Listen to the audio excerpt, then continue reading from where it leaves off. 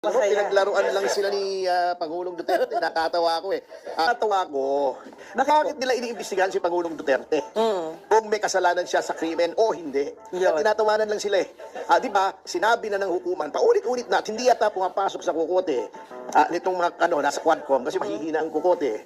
O hindi ko malaman kung mahina ang kukote o talagang, hindi lang, clueless lang sila. O talagang ang pakay lang nila ay bisitin si Duterte. Hindi, ang masama nun, pag na-high blood yun, baka biglang bumitaw. Hindi na nakakatakot eh. Ay, di naman siguro sila na-high blood eh. Hindi kasi, sinabi na ng Korte Suprema, ang legislative hearing ay hindi hukuman. Hindi ito NBI na iniimbestigahan ng krimen, hindi ito pulis, hindi ito piskalya. Kukuha ka lang ng impormasyon para ikaw ay makagawa ng batas. Yun. Yung EJK, ano pa bang kinukuha nilang batas? Di ba gumawa na sila? Opo. Di ba, yung kabubuhang EJK ni Dan Fernandez, ni Akop, di ba? Ni, sino pa ba? Ni Barbers. Sure. Nitong si... Huwag kang magbanggit ng pangalan. Alin?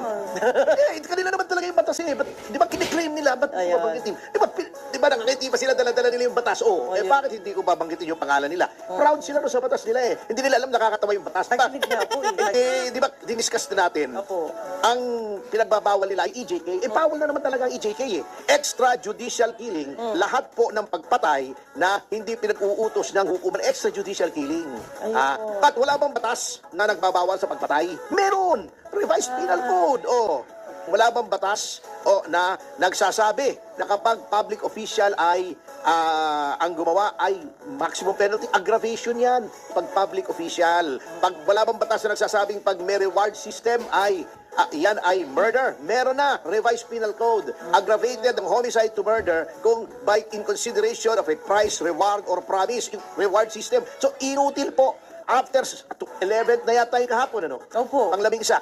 After so many hearings, yun lang ang nagawa nyo? Yung EJK bill na kabubuhan? Ay, sayang ang pera namin sa inyo. Sayang ang perang ginastos nyo, panay Jollibee. Yung nakakain nyo sa amin, sayang yung Jollibee nyo. Kasi wala po kayo nagagawang batas. Kahapon, kala nyo, ginigrill nyo si Pangulong Duterte. Yun bang mga kinukuha nyong impormasyon kay Pangulong Duterte kailangan para gumawa kayo ng batas? Hindi na. Bakit? Nasagot na yun, nakuha nyo na kay Garma, yung sinasabi niya reward system. Nakuha nyo na yung kinukuha nyo kay Grijaldo, na ayaw naman bigay ni Grijaldo. Tingin ko, madedemanda kayo dyan. Ewan ko, kung dinidiscuss nila, alam nyo, kahapon nga natatawa ko, tinatanong niya, answer daw, yes or no. Hindi mo pwedeng gawin yun. Legislative investigation. Sabihin, aware si Duterte ng gano'n. Siyempre, piskal yun eh. Galing. Abogado yun eh.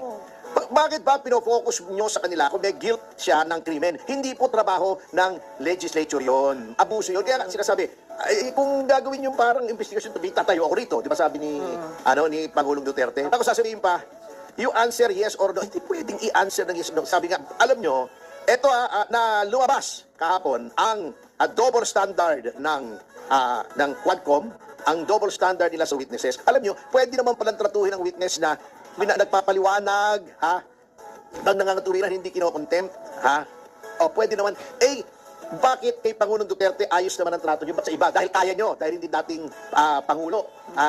Dahil naalangan kayo, okay, sasabihin nila, hindi, kasi dating Pangulo yan, entitled to courtesies. Pero, may equal protection clause po tayo sa konstitusyon. Every person similarly situated should be similarly treated. Anong similar situation ni Pangulong Duterte sa ibang mga witnesses? They're all resource persons. Okay. So aside from the equal protection clause, meron po specific na nakalagay sa konstitusyon, dapat tinatrato with respect at dignity ang resource person in a legislative hearing. Eto, dating Pangulo, di nyo masigawan. Pwede lang si Paduano. Ako nagtatawa nga eh. Hindi, wag daw, dapat daw, kalmado. Bakit yung si Paduano? High blood. High blood lagi. Palagi ko to nung pinanganak to, sumisigaw na eh. Buo niya sumisigaw. Palagi ko hanggang mamatay to, sumisigaw to eh. Pinaglihi sa sama ng loob ito eh.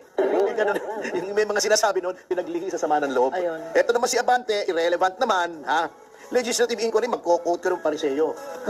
Pariseyo. Ito, Di ba, pinakita, may Escalade na bulletproof, may AMG, meron yung mamahaling yung ano yun. Hindi ko alam yun eh. Yung motorsiklo ng 3 gulong na mamahalin, 1.8 million yata yun. Meron din si Digong doon eh, saka si Pastor Kibuloy.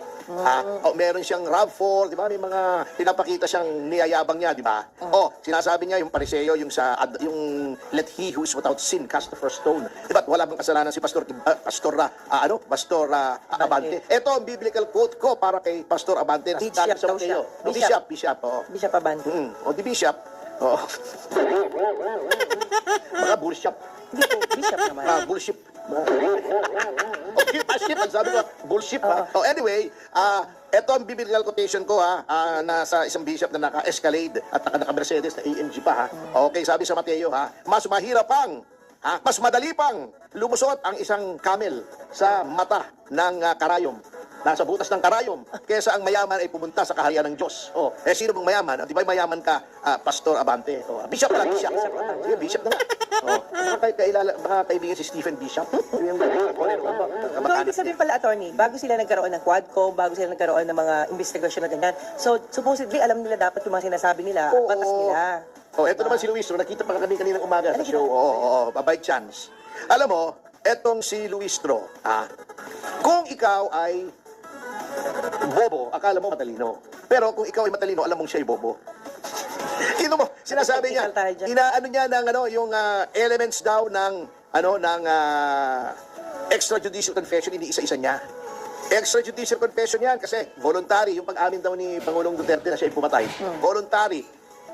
Alam niya ang consequences. He is of sound mind. May nakalimutan siya eh. Ang extrajudicial confession po, Congressman Luis Tro, ay ginagawa during custodial investigation. Hindi po custodial investigation yan. Yan ay legislative hearing. Ayun.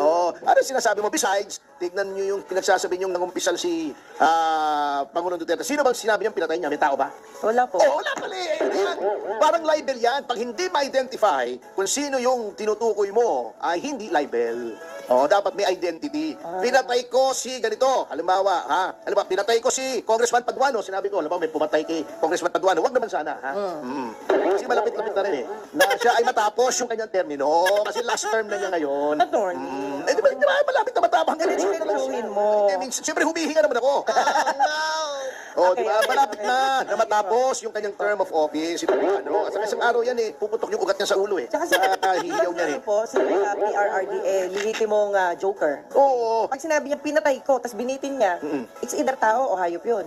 Di ba? Parang di ba, minsan sinasabi ko, di ba, yang si Congressman Luis Tro, napakapangit ang ginagawa niya sa mga resource persons. Minsan, hihinga ka eh.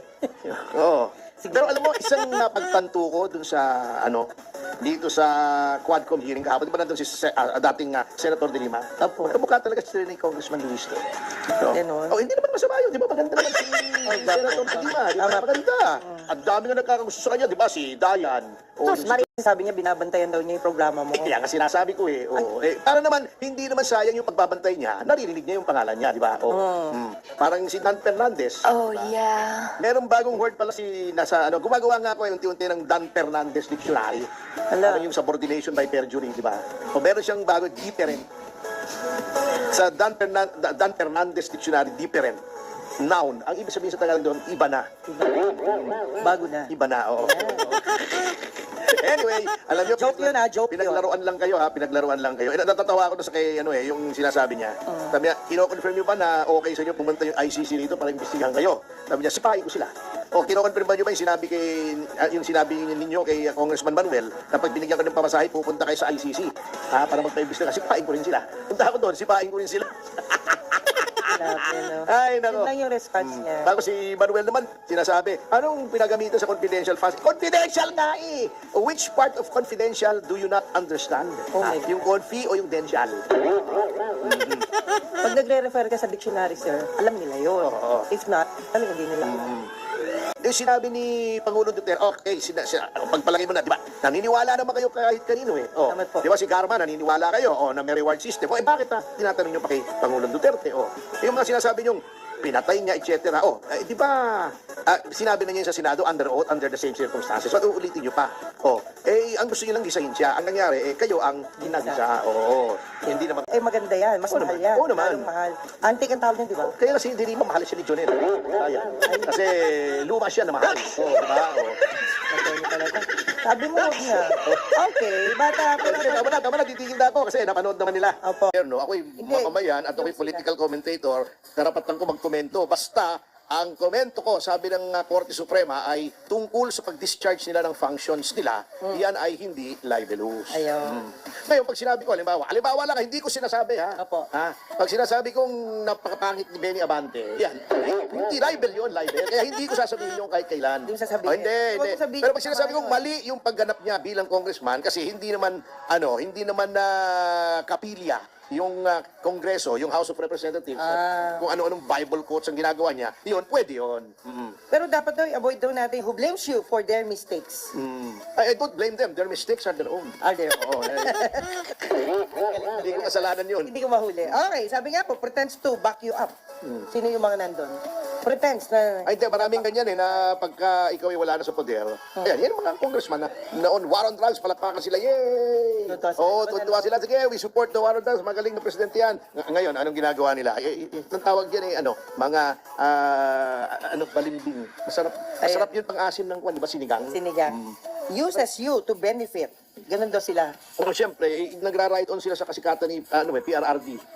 Okay. Kasi alam nila maraming manonood sa kanila pag nandun si PRRD. Marami naman, di ba? Sa YouTube, sa mga channel. Kaya ang gagawin nila, magpapagawa sila ng magagandang damit, yung mga Maria Clara, di ba?